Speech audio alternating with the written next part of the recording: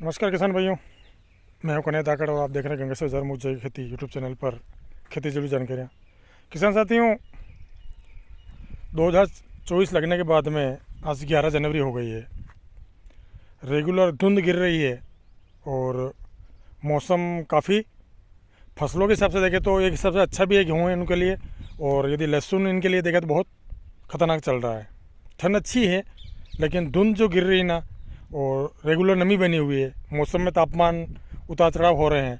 तो किसान साथियों, इस समय लहसुन में सबसे बड़ी एक समस्या दिख रही है, मैं आपको बता देता हूँ, फिर उसके ऊपर बात करेंगे अपन।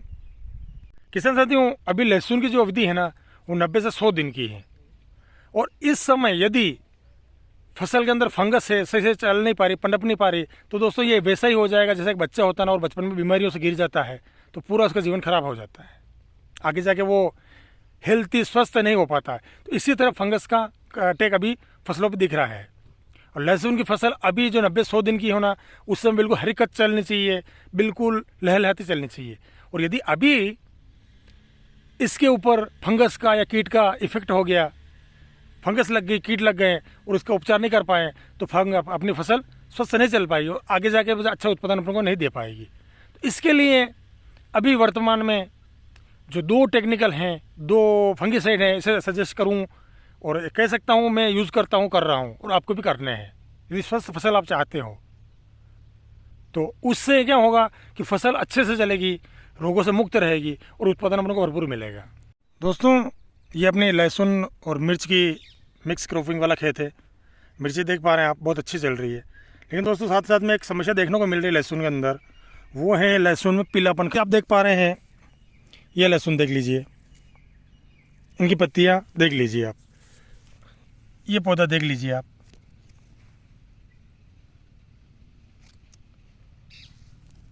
मतलब इनमें फंगस के बहुत ही ज़्यादा प्रकोप हो रहा है।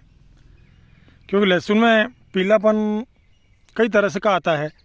तो अपनों ने स्टार्टिंग में जब इसकी बुआई की थी तो उस समय बेसल डोज में सारे खाद दिए थे अपनों ने। एनपीके दिया था, डीएपी दिया था, और यूरिया दिया था, फॉस्फोरस दिया था, जिंक दिया था, सल्फर दिया था।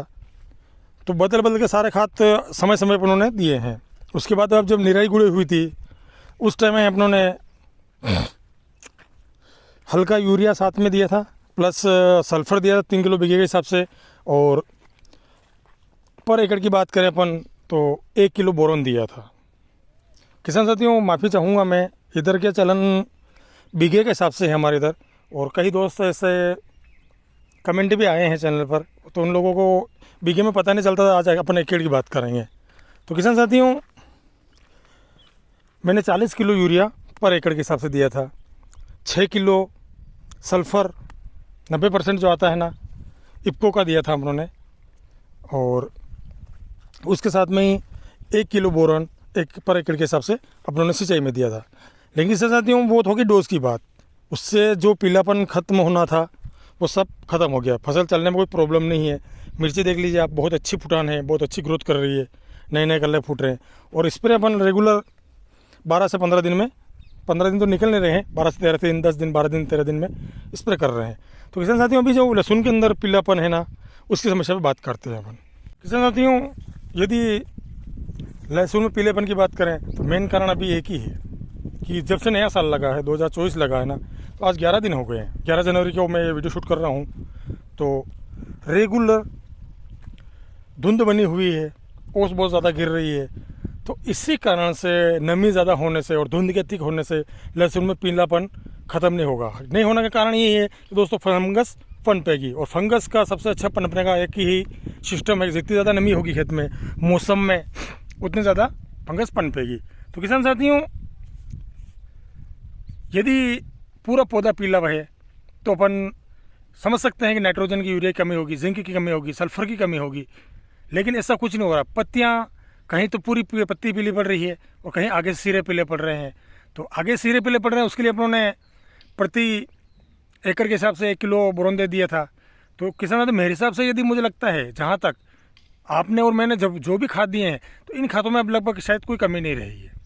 बेसल डोज में सारे खाद दे दिए थे अपनों ने, और उसके बाद में जब पहली सिंचाई हुई थी ना, उसमें भी अपनों ने सारे खाद दे दिए थे निराई गुड़ाई के बाद में। तो किसान साथियों, अब है हमें ज़रूरत ऐसे फंगिसाइड की जो कोई सी भी फंगस हो 100 ने 101% उस पर काम करे। ऐसा फंगिसाइड अपने को देना है। तो किसान साथियों, मैंने आज स्प्रे किया है। और क्योंकि मैं रेगुलर मिर्ची और लहसुन की खेती करते आ रहा हूँ कुछ समय से, तो इन चीज़ों को काफ़ी अनुभव है मुझे। लेकिन पहले कोई दोस्त ये भी समझेगा, यार पहले आपने ये स्प्रे क्यों नहीं किया। तो किसान साथियों, बदल बदल के स्टेप बाय स्टेप धीरे धीरे अपने को ऊपर बढ़ना पड़ता है। ये फर्स्ट में अपन हैवी फंगिसाइड या कीटनाशक का स्प्रे कर देंगे तो बाद में छोटे जो लोकल कीटनाशक रहेंगे ना, वो काम नहीं कर पाएंगे। और जब अपन हैवी स्प्रे हर बार करेंगे तो अपना बजट बिगड़ जाएगा। क्यों, अपने को इससे अर्निंग भी लेनी है, फसल को स्वस्थ भी रखनी है और मुनाफे की खेती भी करनी है। यदि अपन हद से ज़्यादा पहले ही अब महंगे महंगे स्प्रे कर देंगे तो अपना जो फसल की लागत है ना, बहुत ज़्यादा बढ़ जाएगी।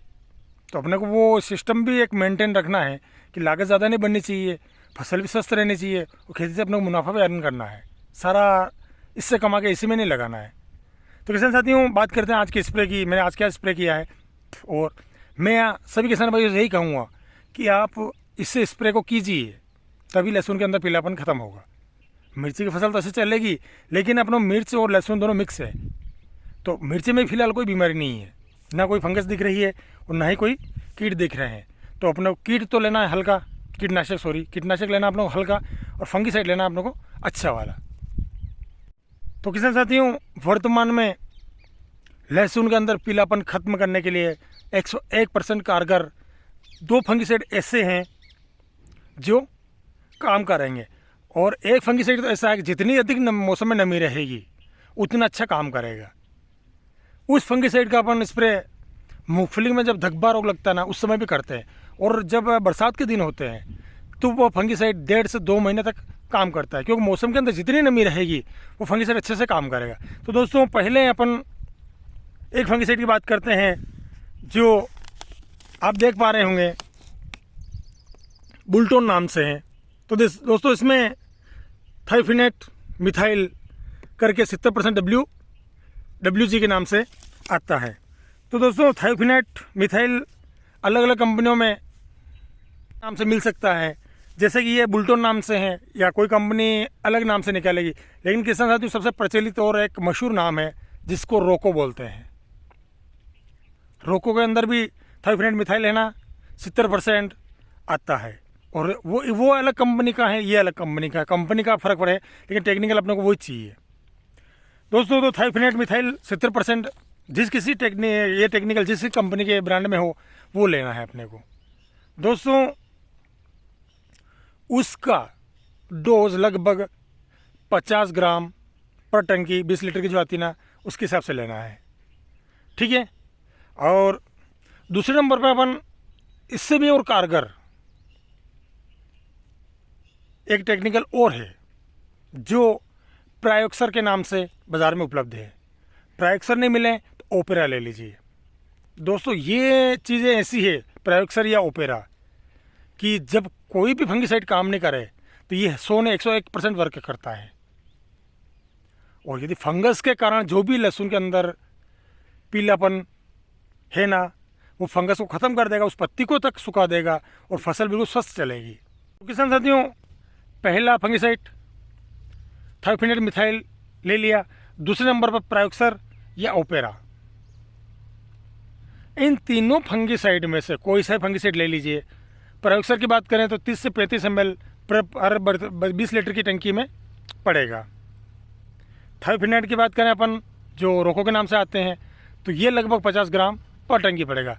दोस्तों, इसके साथ में अपने को, क्यों अभी वर्तमान समय में माहू का अधिक अटैक दिख रहा है, चारों तरफ माहू दिख रहे हैं, उड़ता फिरा माहू, जिसे मोयला भी बोलते हैं और माहू भी बोलते हैं। तो उसके लिए अपने को, मेरे हाथ में एक बोतल देख पा रहे हैं, बोतल कोई सी कंपनी की हो उससे कोई फ़र्क नहीं पड़ता है। किसान साथियों, अपने को प्रोफेनाफास 40% और साइपरमेथ्रिन 4%, ये टेक्निकल कई कंपनियों में कई नामों से अवेलेबल हो, लेकिन अपने को ये ध्यान रखना है कि अपने को प्रोफेनाफास और साइपरमेथ्रिन का जो टेक्निकल है उसको लेना है। कंपनी चाहे कोई सी भी हो, अपने उस पर ध्यान नहीं देना है। 40% 4 का, क्योंकि किसान साथियों, अपने महंगा स्प्रे करेंगे तो माहू के लिए अपन शायद मेरे हिसाब से सही नहीं कर रहे हैं। अपने को खर्चा भी बचाना है, लागत भी बचाना और फसल को स्वस्थ रखना है।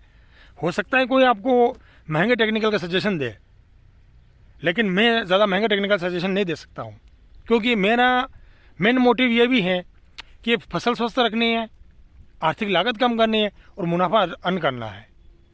तो किसान साथियों, तीनों फंगिसाइड हो गए और एक इंसेक्टिसाइड हो गया।